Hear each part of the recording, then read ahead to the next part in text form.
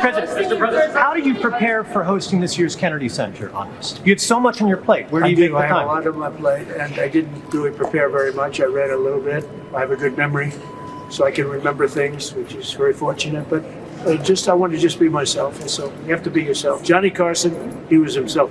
What are more you people watching in those days? What are you expecting, Mr. President, in terms of ratings for this year's Kennedy I Center? think it'll be great. I think it's going to be great. Ratings are complicated now because you have streaming added on and everything else, but I think it'll do very big. I mean, just look, just based on what you see right here. If you came here last year, you saw a line that was about 1/10 this size. You weren't even here last year, right? I was here. Mr. President. But they had the fake gold. You know, the one thing about gold, you can never imitate real gold.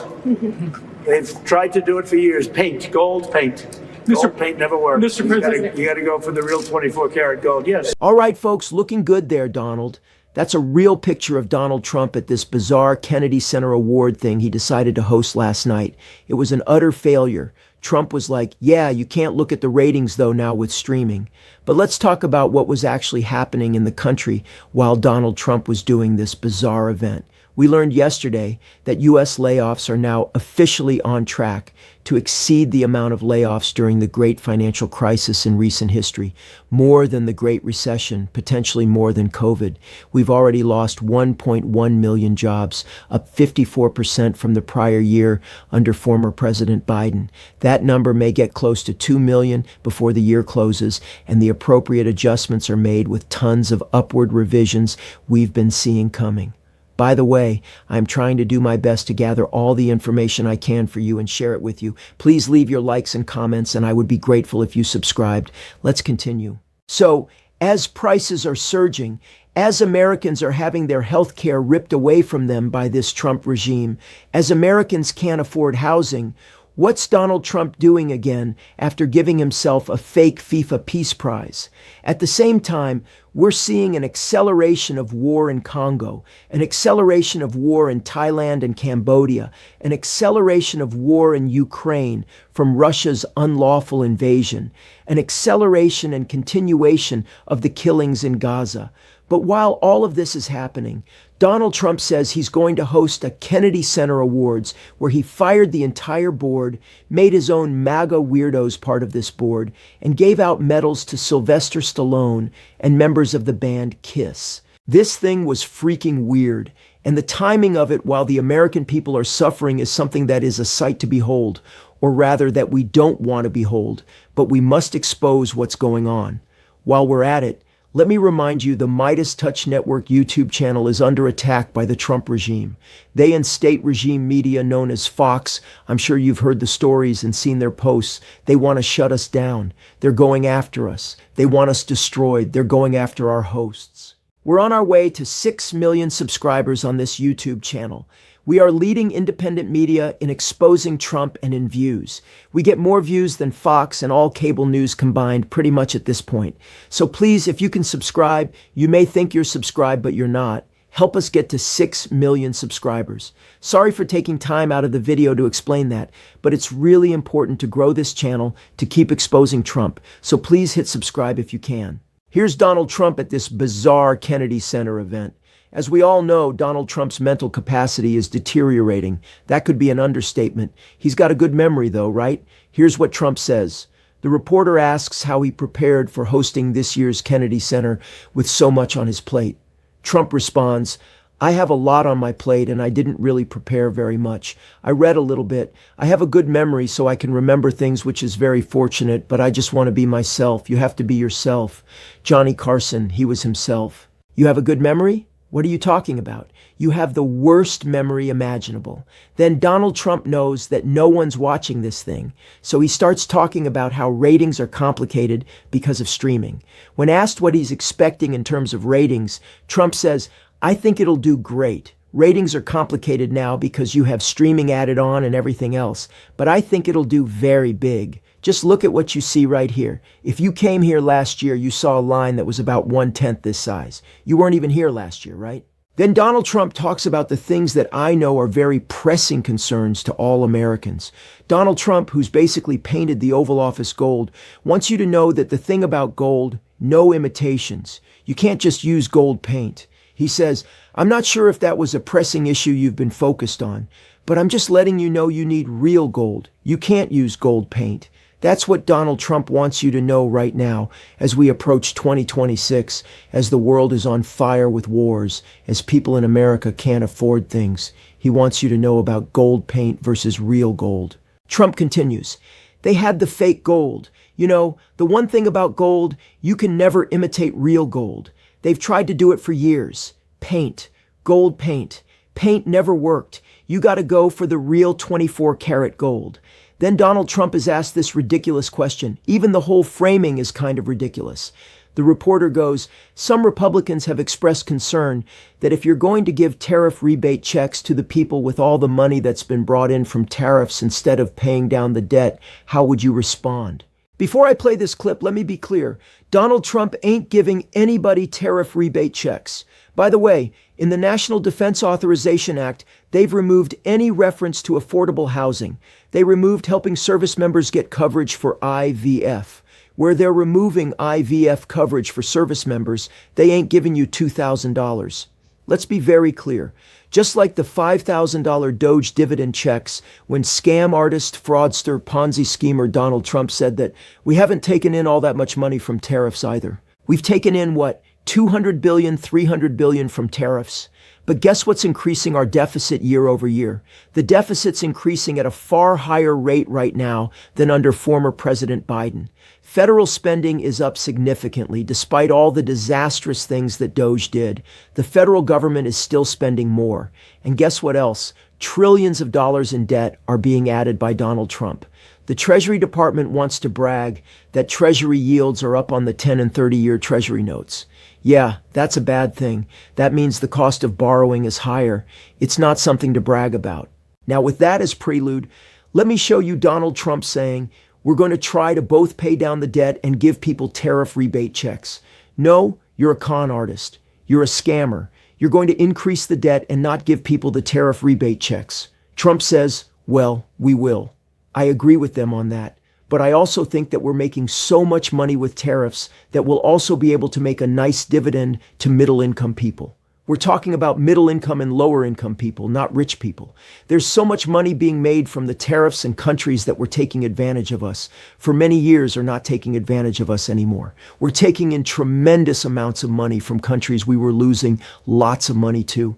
And you know what? They're okay with it. They're not complaining about the tariffs. I'd rather not have them, but they're not saying there's anything wrong. He continues, and the big thing is we have tremendous flexibility with the current system. It's unbelievable for national security. I've ended 8 wars largely because of trade or because of tariffs. If we go the other tariff route, and there are other routes we can go, but it won't give you the same pure national security as this one. This one is swift and very powerful. Of course, Donald Trump has to attack Ukrainian President Zelensky and says, I'm disappointed that Zelensky didn't read our peace plan.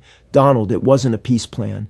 And he read it. It was a plan of surrender that you and Putin came up with, laundered through Witkoff and Kushner, and presented to Zelensky. It was Putin's plan. We have the audio recordings thanks to Bloomberg of Witkoff speaking to Yuri Ushakov and Kirill Dmitriev from Russia, saying, here's the surrender plan.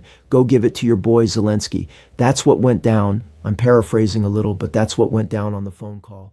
By the way, I've been covering this extensively. The United States official national security strategy document that talks about all the future national security priorities under the Trump regime talks about dismantling the European Union, removing the perception of NATO as a permanent expanding organization, and propping up right-wing groups, what the Trump regime calls patriotic European movements, which means Russian and Putin-backed groups like the AfD in Germany, the Reform Party in the UK, and groups like that are right-wing extremist groups that support Putin. Here's Donald Trump attacking Zelensky.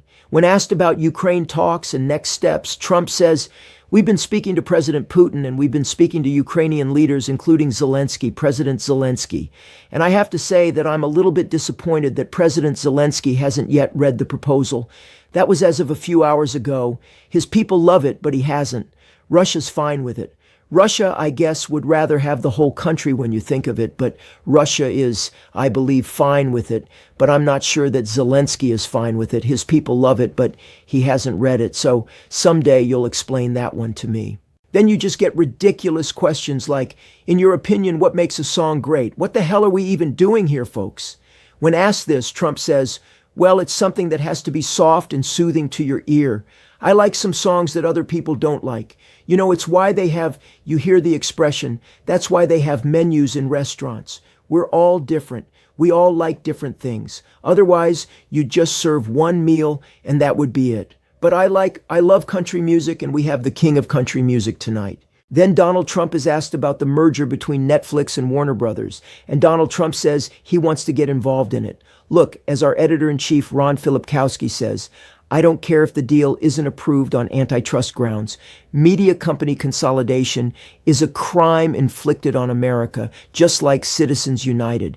But if it's done to steer this deal to his pal Ellison to create an even worse situation, that would be yet another travesty, because that is what's going on. Trump wants to make sure he creates MAGA media, so he's going to get involved in issues over antitrust and merger approvals to steer things to create state regime propaganda. By the way, another reason we need you to subscribe to this YouTube channel right now, so we can keep getting out the truth before they try to take us out. When asked if Netflix should be allowed to buy Warner Brothers, Trump says, well, that's the question. They have a very big market share, and when they have Warner Brothers, that share goes up a lot. So I don't know. That's going to be for some economists to tell.